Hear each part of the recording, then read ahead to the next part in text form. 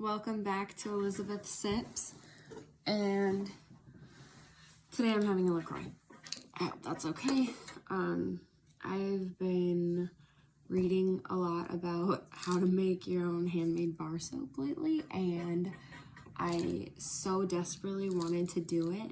My hair's like really frizzy right now. But then I saw a bunch of YouTube videos on how to do it, and then realized I don't have the space or the time to accomplish that dream right now, so that will come at a later date. But I'd love to make my own handmade bar soaps someday.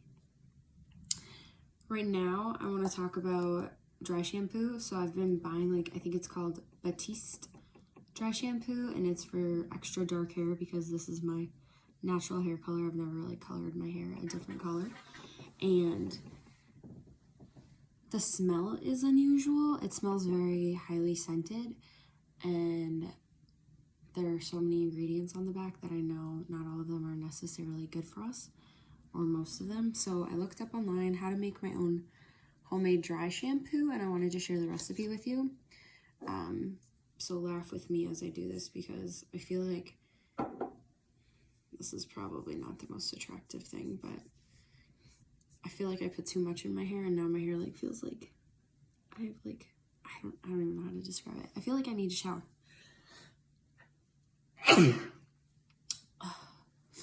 That's my dirty secret. I have ugly sneezes.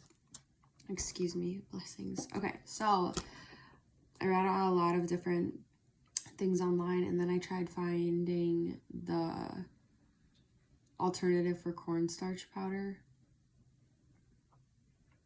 or the alternative for cornstarch, and I had no idea where to buy it, so I just bought cornstarch. So the first ingredient is, and this is for people with dark hair. If you're blonde, guess what? It's one ingredient, cornstarch. And basically it will make your hair fuller and dry up that oiliness, and you'll feel like you never have to wash your hair again, but that's also disgusting. So please still wash your hair a few times a week. This is just to get you in between days so that you don't have to constantly be washing your hair. So I used 1 tablespoon cornstarch. I did 1 tablespoon baking cocoa, which these are both from Aldi, so someday I'll have to make a video about my undying love for Aldi. And then I also read online that you can do bentonite clay, or this one's called Indian healing clay, but it's just bentonite clay. And I used to do this I used to mix tea tree and water with this when I had really oily skin as a teenager, and it dried everything out to the point where I was kind of scared at how dry my face was. The world's most powerful facial. Feel your face pulsate. So anyway, I guess that stands to say something, but I really don't use it anymore, but I was I'm pretty sure bentonite clay doesn't expire, so I kept it for a long time. And then the last thing I added was activated charcoal, and I was too impatient and excited because I am no longer using my store-bought dry shampoo. So I bought activated charcoal from here to make the color a darker pigment to match the color of my hair. So before I made my dry shampoo without activated charcoal, it was too light, and when I put it in, you could tell I had kind of a light brown or almost auburn hue to it. It didn't look like my hair. So I opened up these little puppies, and I mixed it all up into a bowl.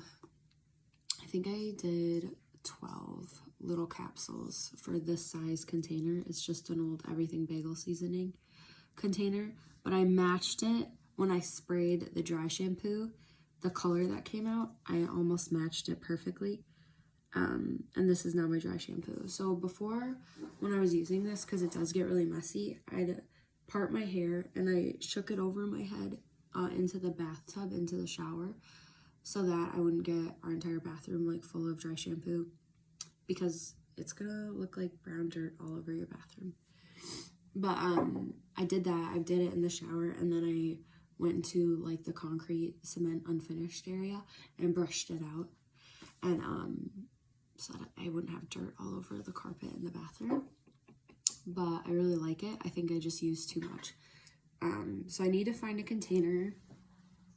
All of my seasonings have like big containers, but these have like huge holes. I need to find a container that has smaller holes. Oh my gosh, look at this. I already messed up my, it gets everywhere. I'm just gonna say it out loud.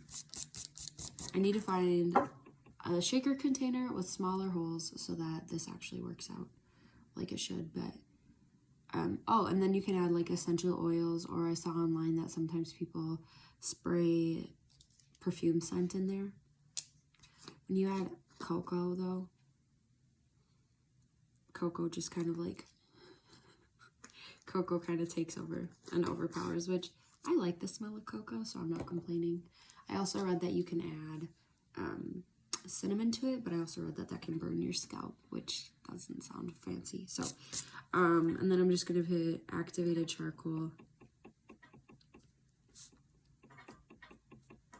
to match color. So this is just another easy, simple DIY opportunity. That'll help you get more towards being just like self-sufficient, not wasting, what are they, like 11 bucks a can for a dry shampoo, and it runs out right away. Or I just use it way too much and have too much hair. But I'm gonna give this solid effort for about 6 months, and then if I make another video saying I fell back into buying store-bought dry shampoo, then you know that this didn't work out. But I really am gonna give it my best effort because I know all the ingredients going in. It actually does make my hair more full because I naturally have very like flat hair but a lot of volume, and I'm happy with it right now.